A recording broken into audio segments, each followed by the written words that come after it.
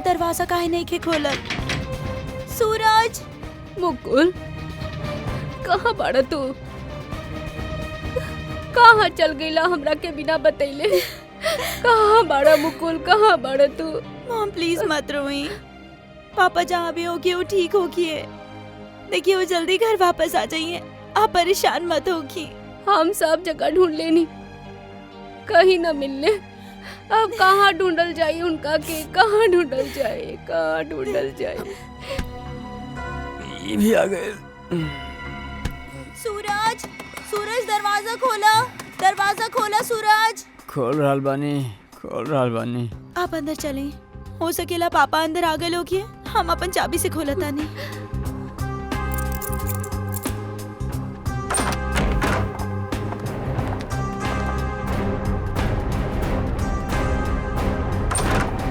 सूरज! सूरज, ये सब कहा? हाँ? Happy birthday to me, happy birthday to me. आप लोग भूला गई ना, तो हम अपन खातिर छोट सा पार्टी रखनी। माँ अब केक कटल जाओ। बेशरम! मम्मा आप रहे दी वो होश में नहीं खे। कैसन बेटा बारा तू? तो के बाप की बिल्कुल भी चिंता नहीं खे? अभी तो हम बच्चा बानी, जस्ट टेंशन ना ले। डेड आ जाए। आओ दीदी केक काटल जाओ। सूरज छोड़। बेटा बाड़े की दुश्मन। तो हार पापा गायब बानी और तो के पार्टी के पड़ला मजा करत बाड़ा तू? अरे तो का हो गए, हम केक ना काटा तक डेड लौट रही है। हमरा केक ना काटे से डैड के का लेना देना। हमारा फ्रेंड सही कहत रहे कि सूरज केक काट ला। हम कहनी ना, हमार दीदी जब तक ना आई, हमार अम्मा जब तक नहीं है, हम केक ना काटब। आए ना अम्मा? शर्म ना रहल बा तो के? हैप्पी बर्थडे डियर सूरज, हैप्पी बर्थडे टू।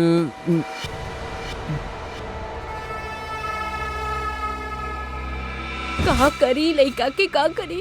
छोड़ी उकरा के। आप आई मम्मा, बैठी। हम पानी लेके बतानी आपके खातिर।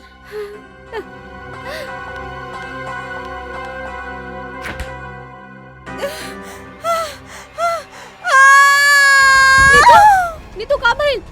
नीतू का भइला?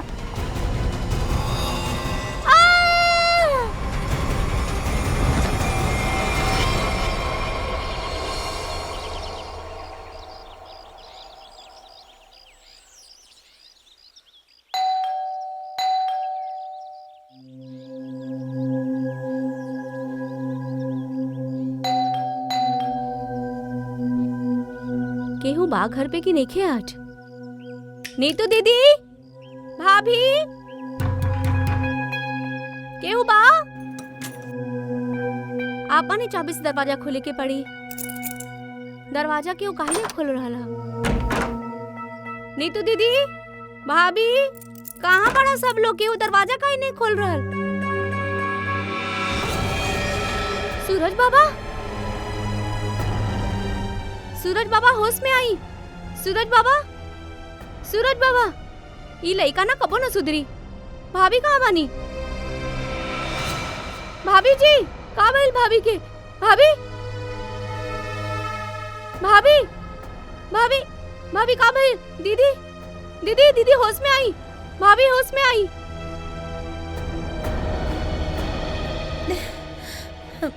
मॉम आप ठीक तो बानी? हाँ, हाँ।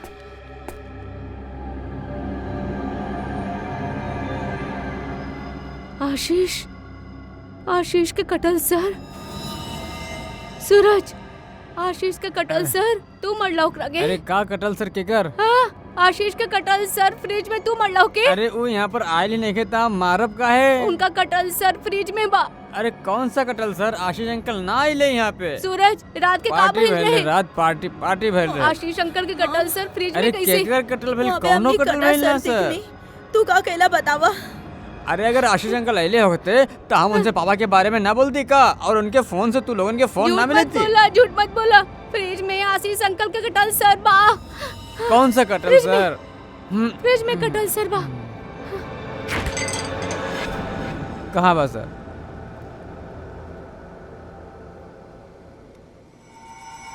यहाँ तो कुछ नहीं है। मॉम कहाँ गई? कहाँ गई? पहले हम बानी और चढ़ल तू लोगन के हाँ? हमने देख ले रहनी ऐसे पर ये रहा रहे। निकिता दरवाजा खोला, दरवाजा खोला। वीना, वीना कहाँ? वीना, आशीष कहाँ बा निकी?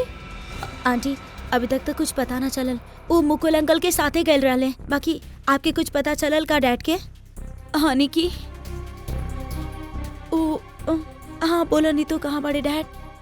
बात ऐसा बाना की निकी। नीतू प्लीज बोला, हमके डर लागता। वो एक्चुअली समझ में ना आ रहल बा तो कि कैसे बताई। आंटी प्लीज बोली ना, डैड कहाँ बड़े? हमके बहुत डर लगता आंटी। दरअसल बात यह कि नीतू का भइल हा? निकी चुप हो जा, निकी चुप हो जा। चुप हो जा। सूरज सच बताओ तो हमरा डैड के साथ का गइला? अरे हम ऐसे कुछ ना करनी, हमारे यकीन करी। और वो हमार भी ता अंकल बानी, भला उनके हम काहे मारब? चुप करा सूरज, हमके पता बा तू नशा में कितना धूत रहेला। तू हमारे डैड के मारला सूरज, हम तरह के छोड़ब ना। हम निकी अच्छा सुनो तो सही। वीना कहाँ बा? आंटी वो हाँ? प्रताप अंकल के साथ मॉम डैड के ढूंढने खातिर कल रात गए रही। और जब वो पूरा रात आईली ना तो हम आज मॉम की कॉल कईनी तो प्रताप अंकल और मॉम दोनों के फोन स्विच ऑफ जा रहल बा। चल प्रताप के घर चलत बानी, चलो जल्दी। चला चला।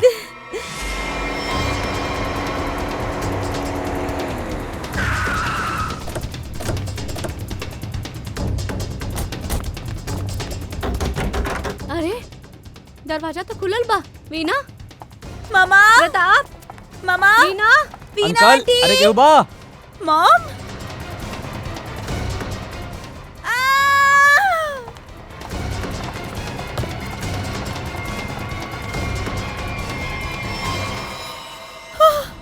लागत बा यहाँ कुछ भइल हा।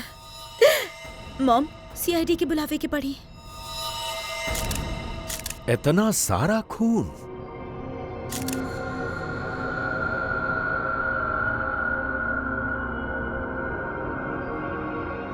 चाकू आशीष के यहाँ तो ना मरले। हो सकेला मॉम। घर के करवाई? सर प्रताप अंकल के।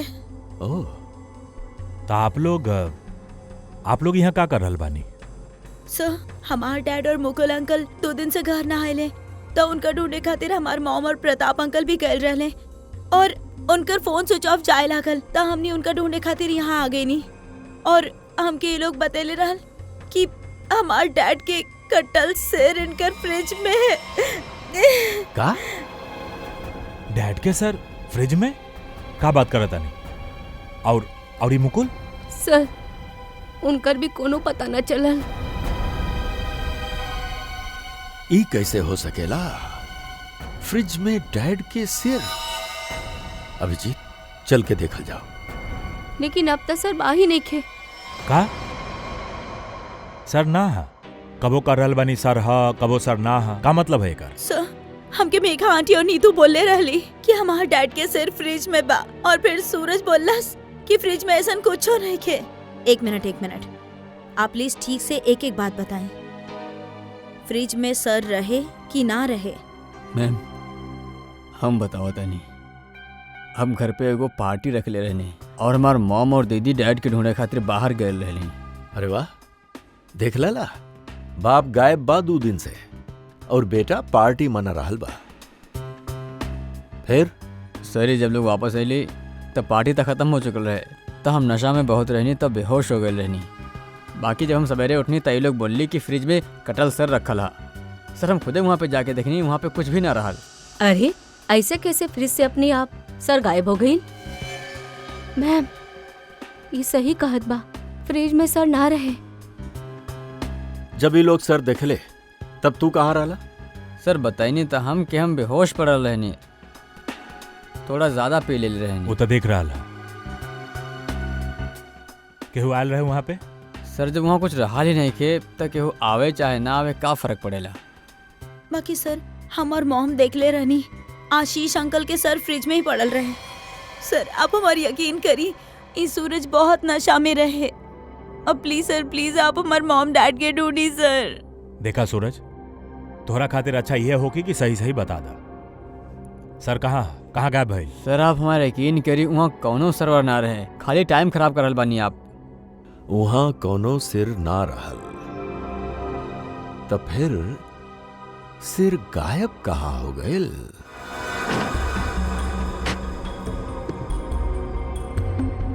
सर यहाँ फ्रिज में तो कटल सर बा ही नहीं खे। हाँ देख ले, हम पहले ही कहले वो रहे। बंद। अब ये पता चल जाए। सर ओ, ई देखा, मुजरिम चाहे कितना भी चालाक होखे, कोनो न कोनो सुराग तो छोड़ ही जाला। देखला, ई खून के निशान, खून के। एकर मतलब कि सिर ऐजे रखल गईल होखी फ्रिज में। तब फिर अभी सिर गयल कहाँ? कहीं पे तो छिपा के रख ले बाऊ के। बतावा सूरज, कहां पे छिपा के रख ले बड़ा सिर? हमके सर्वर के बारे में कुछ नहीं के मालूम, और ना ही हमसे इसे कोनो लेवे देवे के। तब फिर कहां गायब हो गए सिर? फ्रिज में से हवा में गायब हो गए का? केहू न केहू तो ओके उठैले बा, केहू न केहू तो ओके छिपा के रख ले बा। अगर तू न छिपैला तो फिर के छिपैलस? तोहार दोस्त भी तो यहाँ रहले। बाकी सर हमारे दोस्तन के ऐसे काम मतलब होता आशीष अंकल के जाने ले भी नहीं के, तो वो भला ऐसे काहे करी हैं? के आयल रहे यहाँ? हाँ, उनके अलावा केहू आयल रहे? अरे सर केहू ना आयल रहे। केहू तो आयल होखी। याद करा, तनी याद करा अच्छा से।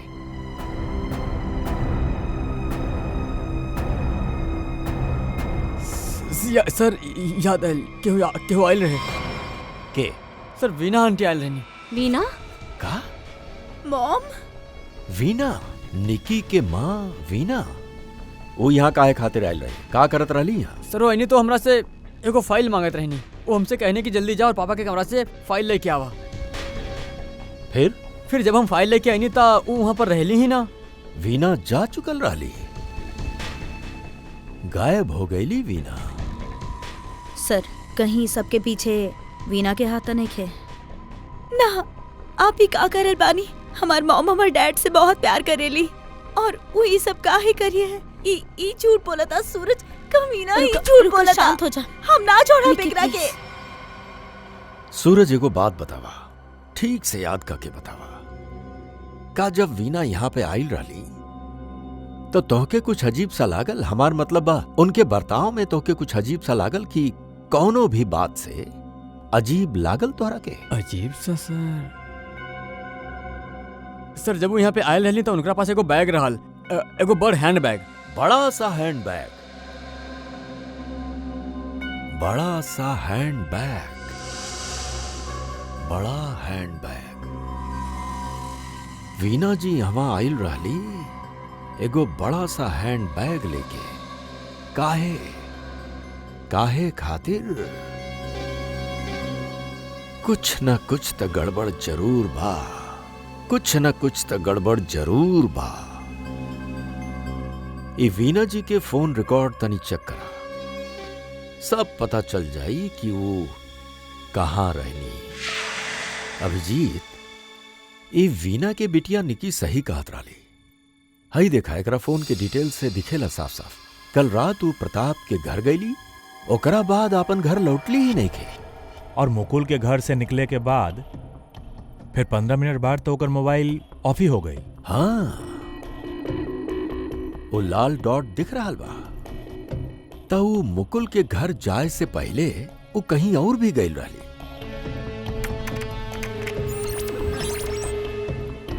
गिरिनगर। गिरिनगर? गिरिनगर गए रहे सर, और वहां पे 1 घंटा रुकल रहा। और सर ये गिरिनगर तो बहुत सुनसान इलाका है, मुंबई से तकरीबन 5-6 घंटा के दूरी पे है। और फिर वहां जाके 1 घंटा रुकली हो, ओकरा बाद वो मुकुल के घर गईली और ओकरा बाद ओकर फोन ही बंद हो गई। इस सब का चक्कर बा अभिजीत? हमके तो बहुत बड़ गड़बड़ लगा था, कुछ ना कुछ तो गड़बड़ बा। ये तो प्लानिंग लग रहा सर। पहले यहाँ से वहां, फिर मुकुल के घर, फिर मोबाइल ऑफ। पता लगावे के पड़ी कि वीना गिरिनगर काहे गईल रहली? एक बेर वीना मिल जाई थी तो कहानी आगे बढ़ जाई। हाँ, ई वीना के बेटी के बुलावा, निकी के बुलावा। देखा निकी, एकदम घबरा मत। यहाँ हम सब लोग तुहार मदद खातिर ही बानी। सर, हमार मॉम के कुछ पता चलल? अभी तो नहीं है। बाकी फिर आप लोग हमके यहाँ काहे बुलेले बानी? उही खातिर निकी कि हमनी के तुहार मदद के जरूरत बा, तुहार माँ के ढूंढे खातिर। बाकी सर, हम आपकी काम मदद कर सकेनी? हम तो खुद इतना टेंशन में बानी, पता ना मम्मी कहाँ चल गई बाड़ी। देखिए, आप ये बताई जे भी वीना जी के साथ कौन से लोगन के मिलल जुलल उठल बैठल होत रहल, रिश्तेदार के अलावा उनकर दोस्त जे केहू भी, उनके बारे में हमके बताइए आप। हाँ हाँ बतावा, बिल्कुल घबरा मत, कहानी ना हम। हाँ, उनकर कुछ फ्रेंड्स पढ़े, जैसे रमेश अंकल, नलिनी आंटी, जीवन अंकल। अच्छा, तो उनका नंबर है आपके पास? जी हाँ, हमरा पास नंबर बा। गुड, तनी नंबर बताई। रमेश अंकल के 15 और नलिनी आंटी के जीवन। थैंक यू वेरी मच। हाँ मिस्टर रमेश जी, हम सीआईडी ऑफिसर बोल रहल बानी। सर प्लीज हमार ट्रस्ट करी, हमार मॉम कुछ ना कैली और हमके लगता कहीं ना कहीं उनकर भी जान खतरा में बा। सर निकी, कहानी ना हमनी, बिल्कुल भी घबरा मत। हमनी तोहरे माँ के कुछो ना होके दे, हमनी उनके जरूर वापस लेके आई। हाँ सर। हाँ सर, लागता पता चल गई है, ये मुंबई पुणे एक्सप्रेस हाईवे पे एगो होटल है, होटल रेस्टवेल। वीना जी के वहाँ होके के खबर मिलल है। होटल रेस्टवेल। वाह वाह, तो यहाँ ताश खेलल जा रहा के बानी आप लोग? और हियां हमार कमरा में का करत बानी? केहू बात सिक्योरिटी? सीआईडी सीआईडी से बानी हमनी। का लागल आपके? पति के खून का के यहाँ छिप के बैठबू और केहू के पता भी ना लागी। पति के खून? ये सब का बकवास है? का बोल रहल बानी आप? ये देखी, टायर के निशान, कोनो कार के लगाता।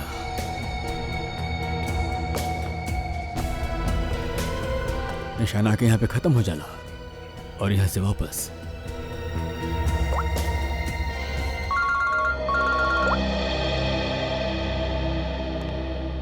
जल्दी बतावा निखिल, कुछ मिलल? यहाँ पे कार के टायर के निशान मिलल हा। कार आइल बा और फिर यहाँ से गइल बा। सर एगो बात ध्यान में रखिया निखिल, आधी रात के वीना उ जंगल में गईल रहली, मतलब कुछ न कुछ गड़बड़ करे खातिर ही गईल रहली। हाँ सर। समझला? अच्छा तरह से ढूंढा, देखा? ठीक बा? ठीक है सर, ठीक है।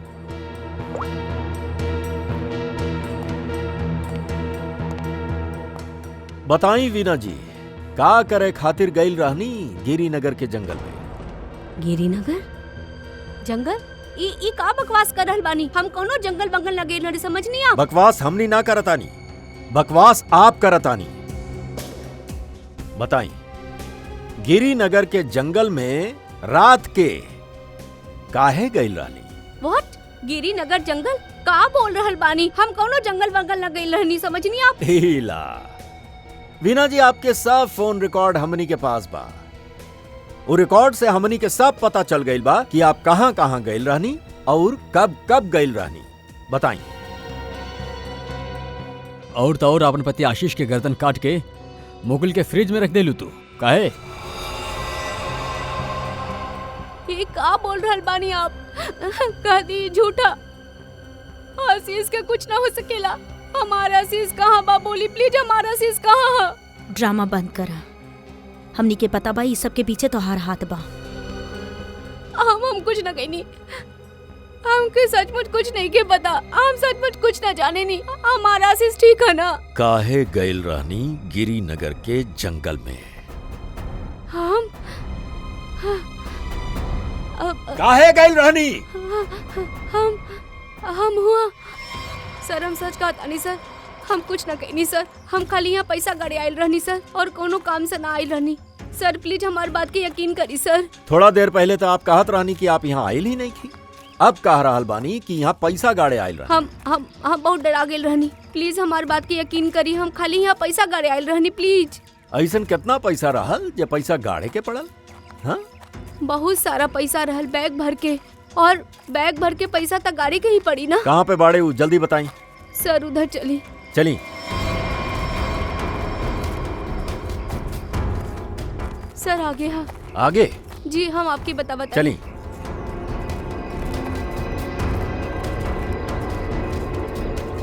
कहाँ पे बाड़े? सर हुआ वो जो पत्थर हुआ पड़ल बा ओकरा नीचे।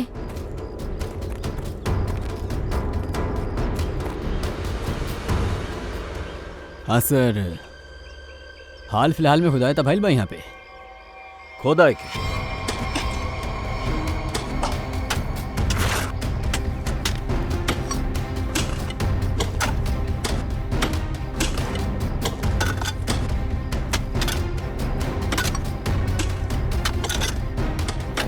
देखी वीना जी, सच बता दी अब भी मौका बा।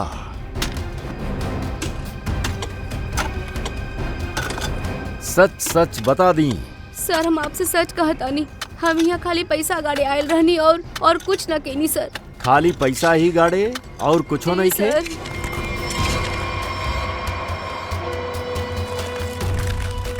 तब फिर आशीष के कहा? आशीष के तो तू ही। सर आशीष के हमरा मरनी। सर हम सच कहता नहीं, प्लीज सर। My God. सर। हाँ,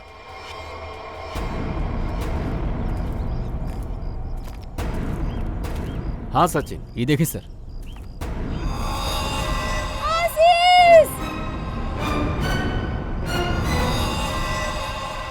Veena ji, Veena ji. Good morning sir. Good morning. कहा बात आज तो बहुत खुश नजर आ रहा बड़ा। अरे सर, जब मुजरिम हाथ लग जावे तो खुशी तो होखे ले ही का सर का जी। अरे रे का भाई, तबीयत ठीक है आपके? हाँ हाँ हम ठीक बानी। ना ना ना ना, ठीक नहीं के लग रहा है बिल्कुल भी। हम डॉक्टर के बुलाएं? ना ना हम ठीक अरे बानी। का कर रहे हैं? बैठी बैठी आप एक मिनट। अरे भैया कुछ न भइल सारिका के, हम दवाई दे देले बानी, हल्का सा सर में दर्द रहल यार। का सर में दर्द है?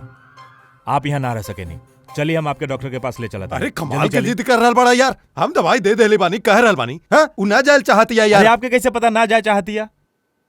और आपके वजह से सर में दर्द भाईल हो कि इनके? हमरा वजह से? और क्या इतना काम करवावे ले इनके सर में दर्द हो गई? चलिए डॉक्टर साहब के मतलब कहा था, मतलब कहा था कि हम काम अरे हम करवावत कैसे बोल तानी। सके नहीं? तू आखिर कहल का चाहता रहा यार? हाँ औ का नाना कहता रहा? सर। तू समझावा एकरा के। अरे कहाँ बोलल जात पर? ना आपके हम बिल्कुल ठीक बानी, कुछ ना भइल बा। ठीक है। देखा सर कितना गुस्सा हो गए बाड़े। जा मना ला का बच्चन जैसे रूठ जाले, मनाई।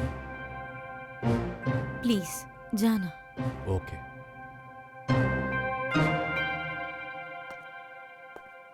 का सर आप भी बच्चन के जैसे रूठ जाले? हम तो मजाक करत रहनी। ई मजाक रहल? हाँ सर, जैसे पहले करत रहनी। देखा सुना, ऐसन मजाक हमरा कभी पसंद ना आवेला, न पहले और ना अब। कबो मजाक ऐसन मत करिए, समझला? देख लो। अरे सर प्लीज बता दी ना। नहीं कह तो के ना बताई। हाँ सालुम के का भइल? हाँ इतना गुस्सा में काहे बड़ा? तो का करी? ये अभिजीत साहब हमके जल्लाद बोल रहल बाड़े। सही तो कहलस। का बोला? ना हम पूछत रहनी कि तू कुछ बतावे वाला रहला ना। सर हम तो इनसे रिक्वेस्ट करत रहनी। रिक्वेस्ट करत रहला? जल्लाद बोलल रिक्वेस्ट करल हो खला है ना? अच्छा चला अब बता दे यार। ई केस सॉल्व नहीं खे भइला। का मतलब ये कि आशीष नहीं खे। अरे बाकी सर ता आशीष के ही हा ना? हाँ सर आशीष के ही है, बाकी धड़ आशीष के नहीं खे। यार तो फिर धड़ केकर बा आशीष के ना बाता? अरे हमके का मालूम यार, जंगल में तो तू लोग गए रहला ना। देखा सालुम के, जंगल में जे कुछ भी भइल बा ना, जे कुछ भी ऊ यहाँ लाके तोरा हाथ में सौंप देले रानी।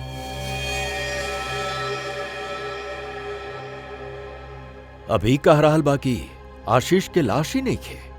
अगर आशीष के लाश नहीं खे तब फिर बा के कर। ये तो वीना ही बताई। वीना? तब फिर बुलावा वीना के। सर हम आपसे कहा था नहीं, हमके कुछ नहीं के पता लाश के बारे में। हम तो हुआ पैसा गाड़ी गई रहनी। तो फिर कहाँ गई लू पैसा? जमीन खा गई कि आसमान निकल गई लो के? हमके सचमुच कुछ नहीं के पता। हो सकेला जे वो पैसा निकालने हो कि वहाँ से ओहे लाश रख देले हो कि हुआ। अगर ऐसा हा तो एकर मतलब ये भइल कि केहू जानत रहल कि आप वहाँ पे पैसा गड़ले बानी। और वहाँ पे तो यही रहली। हाँ बाकी ई ना कर सके दी। बाकी सर मुकुल के घर पे ई तो गईल रहली।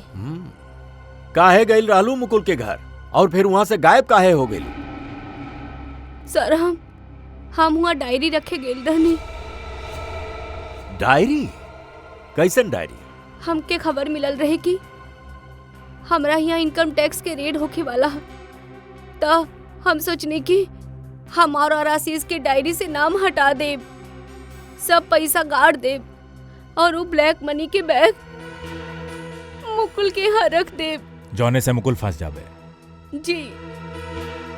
केकरा केकरा के मालूम रहल कि आप वहाँ पे पैसा गाड़े जा रहल बानी? प्रताप के। ओह प्रताप। जी सर। बाकी प्रताप ऐसा ना करी। भइल तबा अब वो कैले बा कि ना हमनी देख ले। आप ही बताएं, आप जाने ली प्रताप ये वक्त कहाँ होखी? जी सर वो होटल में है, रेस्ट वेल, रूम नंबर 506। ऐसे कैसे मर गई आशीष? हमनी से पूछ रहा बड़ा, तू बतावा। सर हमके कुछ नहीं के पता। कुछ नहीं के पता? हाँ तुमके का लागल यहाँ छिप के बैठ जाए बता केहू के पता ना चली? लेकिन सर हमरा यहाँ छुप के बैठला के वजह आशीष के खून नहीं के रहल, बल्कि कुछ और बात रहल सर। इनकम टैक्स के रेड के डर से तू यहाँ छिप के बैठल बाड़े। वीना हमनी के सब कुछ बता देले बाड़ी। बाकी बात हमके नईखे पच रहल प्रताप जी। लेकिन सर यह सच बा, जैसे ही वीना के कॉल आयल कि इनकम टैक्स के रेड होए वाली बात, तो हमनी सब घबरा गई सर, डर गई रहली सर। इनकम टैक्स वालन से बचे खातिर मुकुल और आशीष पहले ही से जाके कहीं छुप गए रहले। हमरा लगल कि दोनों तो भाग गईले, हम फंस जाइब त एही गुने यहाँ के छुप गईले रहली सर। एगो बात कही, सच्चाई में ही तोहार भलाई बा। अब सच सच बता दा। सर हम बिल्कुल सच कहता नहीं सर। हमें को बिजनेसमैन वानी सर, हम अपन पार्टनर के मार के अपन बिजनेस अपन हाथ से काहे बर्बाद करब सर। और आशीष ही तो सारा बिजनेस संभाल के रख ले रहले, बल्कि ओकर मौत से सबसे ज्यादा नुकसान तो हमरा के उठावे पड़ी सर। फिर हम ऐसा काहे करब सर? ऊ तो हमनी पता लगा ही ले हब प्रताप जी कि केकर नुकसान बा और केकर फायदा। पता लगा ले हब। आप यहाँ का भइल है सर? मेघा जी बात ही कुछ ऐसन बा, यही खातिर आवे के पड़ा। बताई सर। नीतू हमने आपके और सूरज के अपना साथ ले जाए अलबानी। काहे? बस कुछ काम है, बताई ना सर का भइल है? सब बताई, पता चल जाई। आप हमार बच्चा कैसे लेना जा सकेनी? का भइल है सर बताई ना। मेघा जी बात ही बा कि हमनी के मुकुल के पता चल गई बा। मुकुल के पता चल गई? वो ठीक तब है ना? चली तो सही, सब बता दे हब। आई चल आई।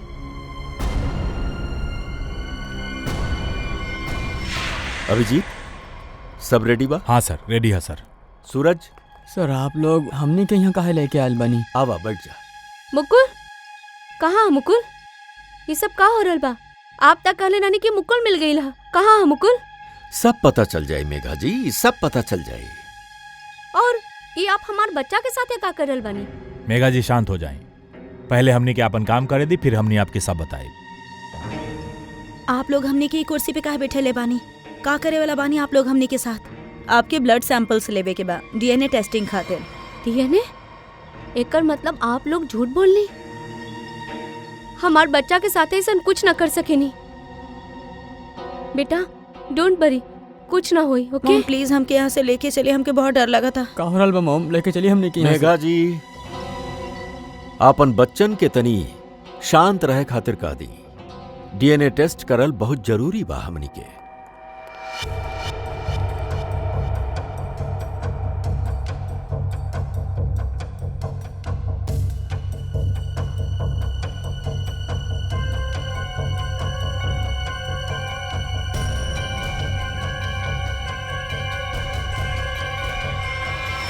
जे भी वो घर में गए वो पहले फ्रिज खोललस, फ्रिज के अंदर रखल सिर उठाइलस और वहां से गायब हो गए।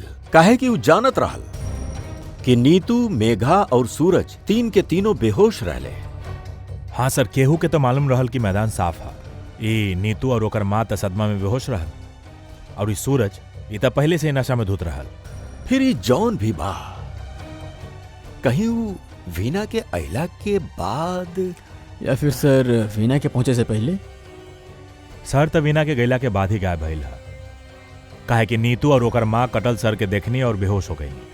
सूरज पहले से ही नशा में पड़ल रहल, केहू मौका के फायदा उठैलस और सिर लेके गायब हो गई। और वो जरूर जानत रहल अभिजीत कि वीना पैसा कहाँ गड़ ले बिया। बस वो पैसा निकाल लेहलस और वही जगह पर लाश के गाड़ देलस। बाकी सर वो लाश के वहीं पर काहे गाड़लस? वह ता अगर वो चाहत तो जंगल में लाश के कहीं भी गाड़ सकत रहे। बाकी वो लाश के वैजा ही गड़लस। वो पैसा के जगह पे काहे लगा था जानबूझ के कैले बाई, जानबूझ के। बाकी सर केहू ऐसा काहे करी? शायद फंसावे खातिर फ्रेडी, फंसावे खातिर। बाकी ऐसा करी के अभिजीत उहे करी जौन गायब बा, मुकुल। बोला सालुम के बॉस, ये मुकुल भी कुछ न कैले बा का? ई तो के कैसे पता चला? पता है बस। अरे ये अच्छा है, आप एक के बाद एक पहेली के जाल हमनी के ऊपर फेंकत रही और हमनी एके सॉल्व करत रही। काम है भाई साहब आपके। देख सालुम के, इतना टेढ़ा होके के जरूरत नहीं खे। तोहार भी काम बा बतावे के, बतावा। मालूम बा हमार काम है, यही से जे बता रहल बानी उ सुना। ये बिना सर वाली जे लाश है ये मुकुल के है, यही से मुकुल कर ही ना सकेला।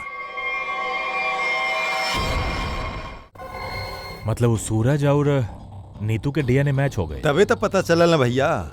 हाँ तो फिर एक सर। अरे फिर वही बात, फिर हमसे ही पूछ रहल बड़ा। देखा, हम इतना बता सके नहीं कि ये जे लाश है ये मुकुल के है, जेकर धड़ है, सर गायब है। और आशीष के सर है, बाकी धड़ गायब है। अभिजीत अगर ये मुकुल के लाश बा तब मुकुल कुछ भी ना कैले बा। अब आशीष और मुकुल दोनों कर ना सकेले, काहे कि दोनों के मौत हो चुकल बा। वीना वो भी ना कैलस और प्रताप वो तो करिए ना सकेला। तब फिर ही सबके पीछे बाड़े के। सर हाँ मिल गई। अरे वाह, good job. Thank you sir. का बाई? सर ओकर नंबर मिल गई है सर। Secret number?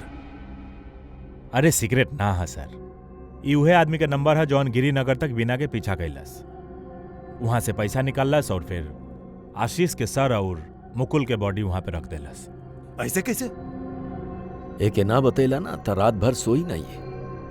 देख सालुम के बात ही बा कि जे आदमी वो रात मुकुल के घर में मौजूद रहल, ओकर फोन हमनी ट्रेस कईनी, लोकेशन पता चल गई। वो फोन वैजा ही रहल जहां पे वीना पहुंचल रही। बाकी बाड़े के सर नेमचंद। नेमचंद?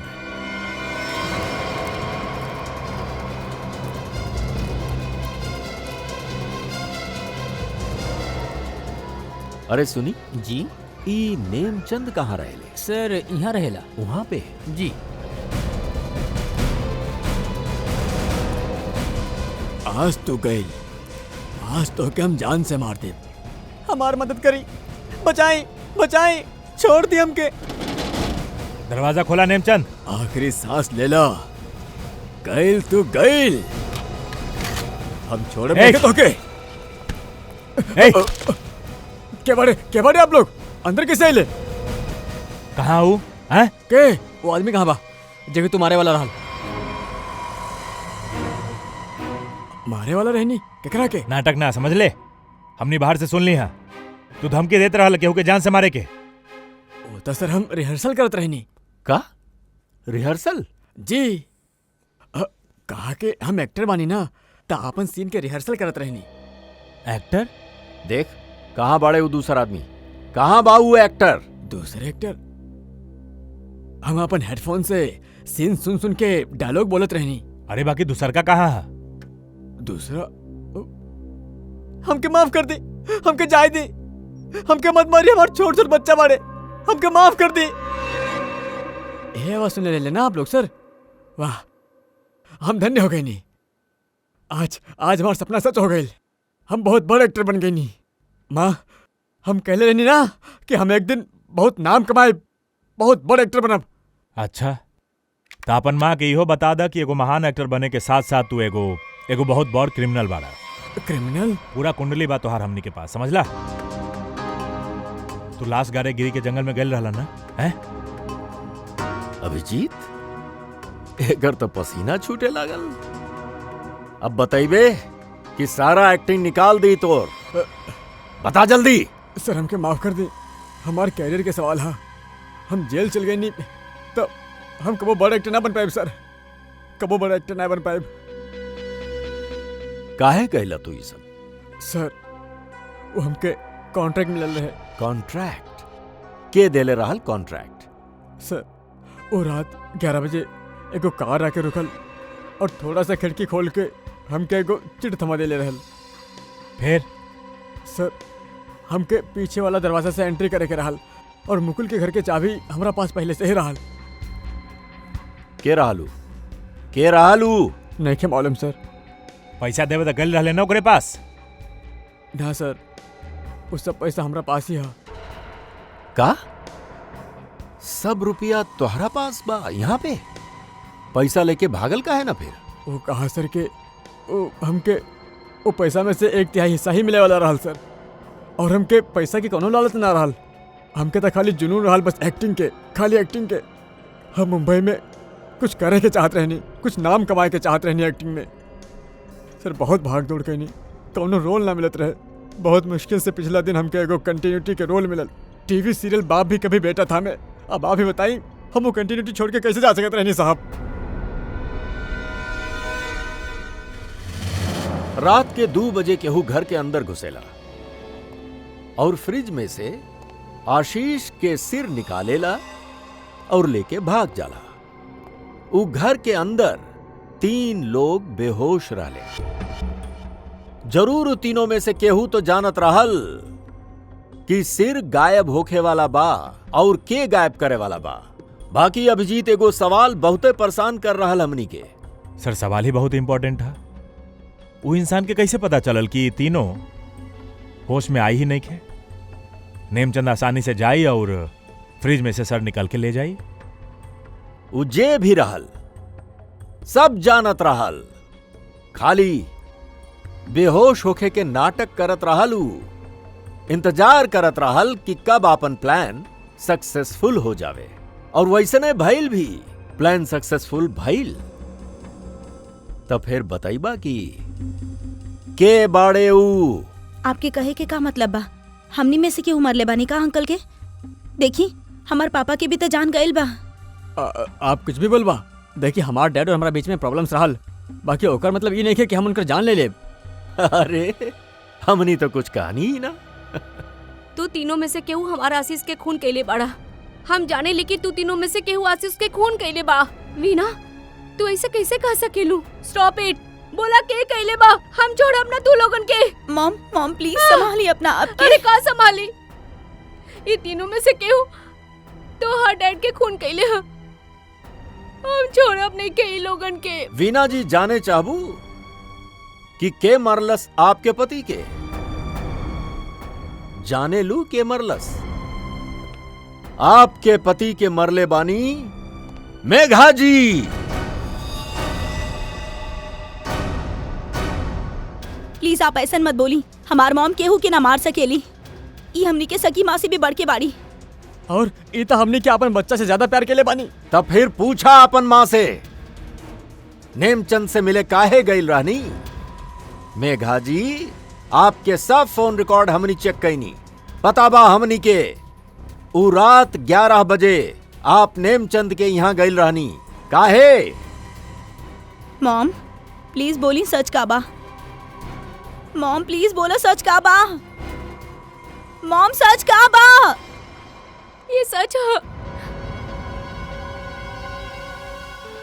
अब इहो बता दे कि आप कहनी का है ऐसा? मुकुल, आशीष, प्रताप, ये तीनों मिलके हमार भाई के धोखा देले। अंकित के धोखा देले। अंकित ही कंपनी के मालिक रहन। वो ये तीनों दोस्तन के काम देहलस, कंपनी के पार्टनर बनैलस। बाकी ये तीनों बेईमान सब कुछ अपना नाम पर कर ले और अंकित के मार देले और ऐसा जतैले जैसे वो आत्महत्या कैले होखे। हमके ये तीनों से बदला लेवे के रहन और अपन भाई के पैसा भी वापस पावे के रहन। यही खातिर हम मुकुल से दूसर शादी कैनी, काहे कि हमके अपन भाई के बदला पूरा करे के रहन। बदला के एगो बात बताई मेघा, आशीष के सिर तू फ्रिज में काहे रखलू और फिर ओके बाहर काहे निकाल ले लू? काहे कि हमके इस सूरज पे इल्जाम डाले के रहन, बिना के फांसे के रहन। वो फेक इनकम टैक्स के कॉल हम ही कैले रहनी ताकि दोनों घबरा जाए और वैसे ही भई जैसन हम चाहतनी। सूरज के भी अपन पापा के खिलाफ हम ही करवेले रहनी। काहे मॉम, काहे कहीं नहीं ऐसन? काहे कि सूरज और वीना अच्छा से जानत रहल कि अंकित के कत्ल ये तीनों कैले बाड़े और ये जानत भी ये दोनों उनकर साथ देले। यही खातिर मेघा जी, बदला के आग में तू ही का कैलू? 3 मासूम बच्चन के सिर से उनके पिता के साया हटा देलू,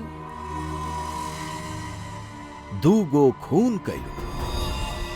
कानून तोहरा के कबो माफ ना कर सकेला। कड़ा से कड़ा सजा दे तोरा के, शायद फांसी होगी।